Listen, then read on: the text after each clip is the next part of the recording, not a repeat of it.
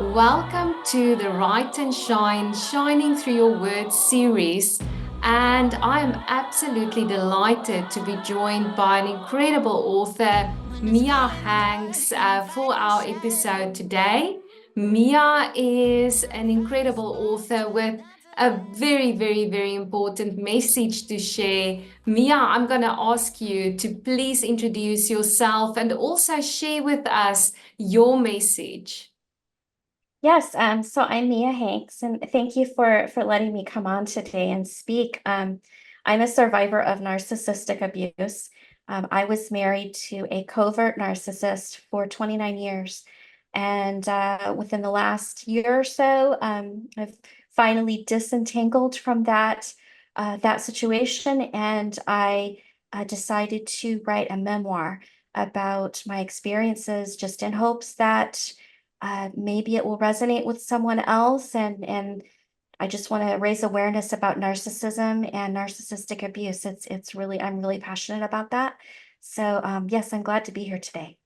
I absolutely take my hat off to you, as you know, this is all created for authors like yourself to use your pain to become your purpose, for people waiting on the other side to be helped through what you do. So I'm just absolutely inspired by your book. And if we look at the title, Mia, I'm so curious to know what does this mean? The title, yes. So it's kind of a play on words.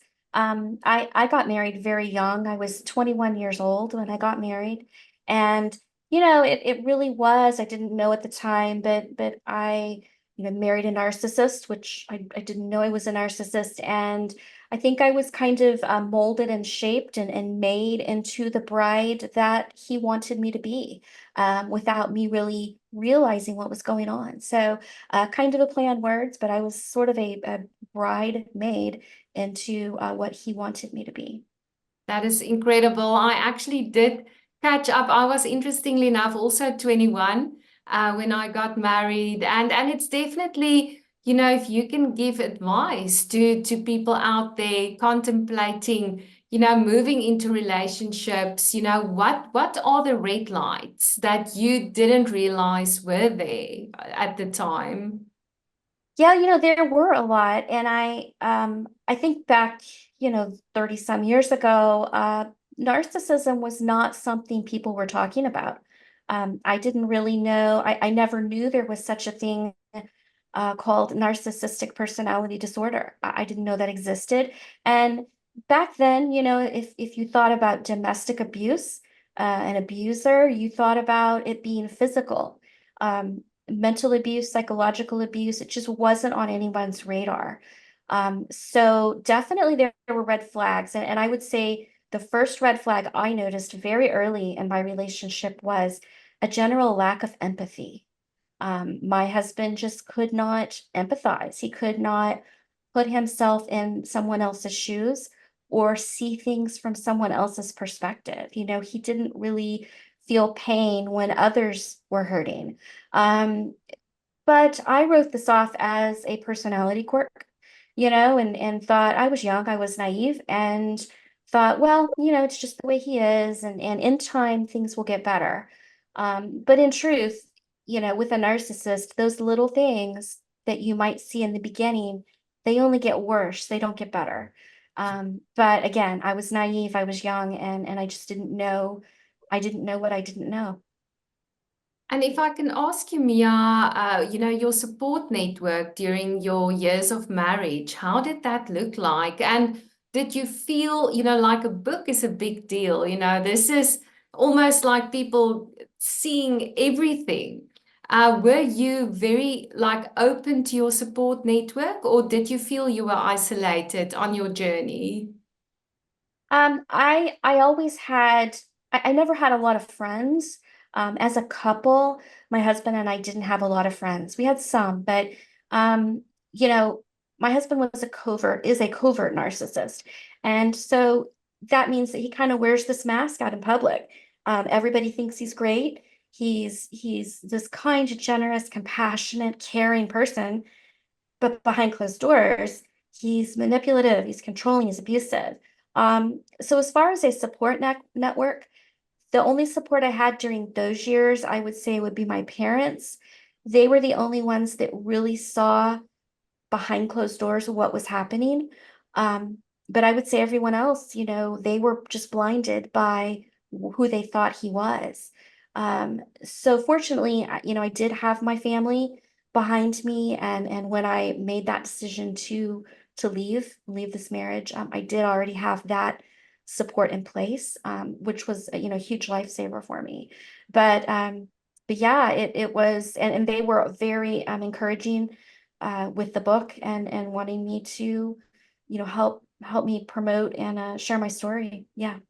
That is so brave. And I'm so thankful, for people like your parents who does see the reality of what the narcissist does. And if you can explain to anyone not really understanding the impact, that it has on you as a person, what does it do gradually to your, I would almost say your soul to be married to a narcissist? It definitely changes you. But the interesting thing is it's kind of a snowball effect. And it's not like you just wake up one day and things are terrible. So it's little by little, and they really, they kind of get in your head. So psychologically, you're just being worn down. Your confidence is being destroyed.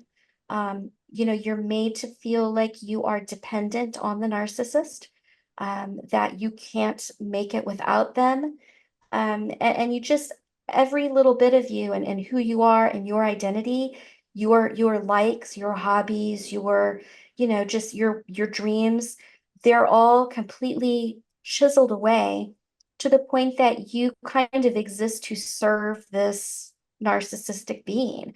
And you really, you forget who you are. You lose your identity, you lose your confidence, and ultimately, with the stress that you're living under, you began to lose your health. My health was suffering as a result of all of this. And so you really, in the end, you just lose yourself. Wow. It's so well put. And I'm wondering as well, Mia, what made you decide to pick up your pen to write your story? Because like I said the whole time, it's so brave of you. What moment, pivotal moment did you experience to make you pick up your pen to write about this? Well, toward the end of my marriage, when I was figuring out, I had reached a breaking point and my health was really suffering, and I just knew I needed out. I knew that it just was not sustainable anymore. And I started doing a lot of research and learning about narcissism, narcissistic personality disorder. And I wanted to get my hands on every bit of information I could. And I was reading book after book about this subject matter. And everything I could find out there seemed to be written by a therapist or a psychologist. And it was great information, but the books were all very academic. And what I was really seeking was an insider point of view. I wanted to know, from somebody else's point of view, what does day-to-day life look like with a narcissist? And I just couldn't find that out there. So after my divorce, I thought maybe a memoir would be something helpful. I just didn't, like I say, I didn't see any others out there. And I really want to give people a sense of what day-to-day life looks like, not just the big things, but the little things too, just a day in and day out, year after year, and how that relationship evolves and how the abuse evolves and how a person is broken down, really. So that was sort of the inspiration of why I decided to pick up that pen and start writing. That is incredible. And if you can give anyone who's listening to our interview or to your interview advice, that they feel they have no hope, they've been broken down mentally, emotionally, everything. If you can give them advice, for their current situation, what would that be? Well, I think if you are with a narcissist and a relationship with a narcissist, my first thing I would want to tell people is don't stick around because you think that it's going to get better. Unfortunately, statistics show that narcissism does not get better. In fact, it gets worse with age. And so if you are with a narcissist, to save yourself, I really would encourage people to start planning an exit. You've got a life, a whole nother life you can live. And life is so much better on the other side of abuse. So don't ever feel like you're stuck. There are always resources, and there are people, and there's help available. And don't ever feel like it's too late. I was in my marriage for 29 years. And I think a lot of people, when you have that much time invested, you think, well, I've been here this long, and even though it's misery, it's familiar. But you really have to break out of that mindset, and it is scary to think about starting over, but it is so, so worth it. That's incredible. And Mia, I must resonate. When I went through my divorce, the first thing I did was go to the library to look for a survival guide, which I really Yes. feel you wrote here. And I remember it was years ago, 17 years ago, actually.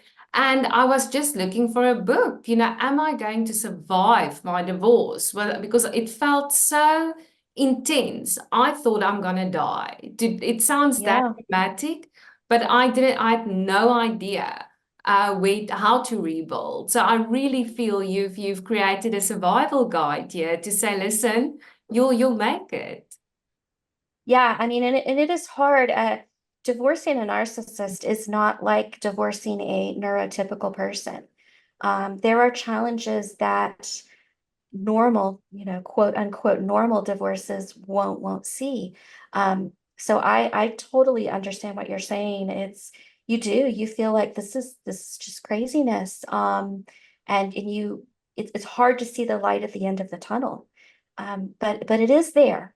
And you will undergo some challenges that others won't, but I mean, you'll make it. You'll make it. And in the end, you'll look back and say it was totally worth it.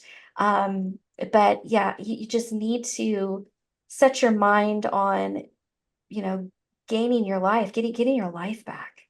100%. And you know what I'm also thinking, Mia, is for the young people listening to this as well, that's going into relationships, that's, almost have this starry-eyed idea of a white picket fence life, and I'm not saying it's not there, but, what would be the advice you would give a young girl, maybe contemplating marriage, but yeah, what advice would you give your 21-year-old self as well? Yeah, definitely. I think in today's generation, there's the advantage of things like the internet. There's just more information at our fingertips. We can just be a little more educated on things like, for example, narcissism. And again, it's not something that was ever discussed back 30, 35 years ago. But my advice to anybody getting into a relationship, thinking about marriage, there are some key questions you really need to ask yourself. How does this person make me feel about myself? That's a big one. If you feel like you're walking on eggshells all the time, if you feel worried about what their reaction might be to something you might say, if you are concerned about expressing your opinion, for fear of, their reaction, that's all very toxic. You've got to pay attention to those little things. Pay attention to, does this person display empathy? Can they self-reflect? All those little things that in the beginning you think don't really matter, those will become the big things later.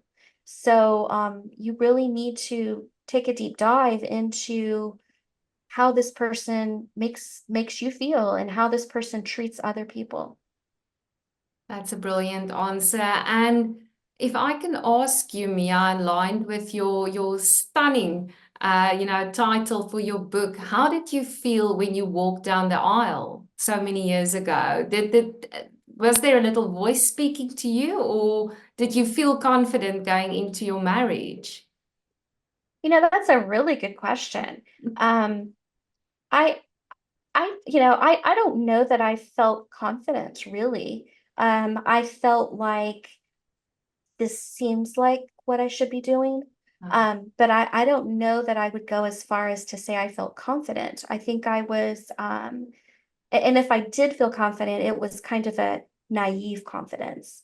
Um, because, I already knew before I married him that he didn't seem to have much empathy, and there were these little things. So I think, in the back of my mind, I knew that something was a little off with him, but again, not enough to say I don't want to marry him. Sure.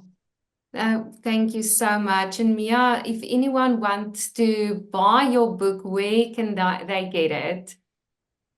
It's available on Amazon in paperback and ebook format. Also, basically anywhere online that books are sold, like Target.com, Walmart.com. And then I have a website, miajhanks.com, and there's a link on my website as well that will link you to Amazon to purchase my book. Amazing. I will also share these links when we post your episode. And also, just from my side, being in South Africa, just thank you so much for writing from such a brave space, and for those, waiting to be inspired by your bravery. Because I do think, like I said, that there's this stigma almost about leaving marriages, toxic marriages, etc. And I really love your title, but also the cage, because that is Yes, the yes. symbol of these toxic relationships. You're caged into something that you feel you can't be freed. Right. It really, you do feel like you're trapped, in my situation, my husband is quite wealthy and we had nice things and we lived a very comfortable life. But at the same time, from an outsider point of view, we had it all. Yes. But we didn't, and so yeah, it does feel like a bit like that golden cage that I describe in my book. It is kind of a trap. Absolutely. And I do think, as you progress in your healing journey, you're going to meet so many people that's going to tell you, thank you. Thank you for sharing. And from my side as well, thank you for being brave and for sharing this incredible journey with us. If anyone would like to get in contact with Mia, I will share her social media posts as well, or you can DM me to send you some of the links needed. But I would definitely, if you are contemplating moving out of a toxic relationship or going into one, read this book, as it might save your life. It might sound as dramatic as that, but it can be as real as that as well. Yes, I hope so. I really hope that it's people find it helpful. It's hard to put your story out there. But I really feel like, if it can help somebody, it's definitely worth it for me. Absolutely. Thank you so much for joining me today, Mia. Write and shine. Thank you so much for joining us, and keep on shining and keep on writing. Thank you. Just watch me shine.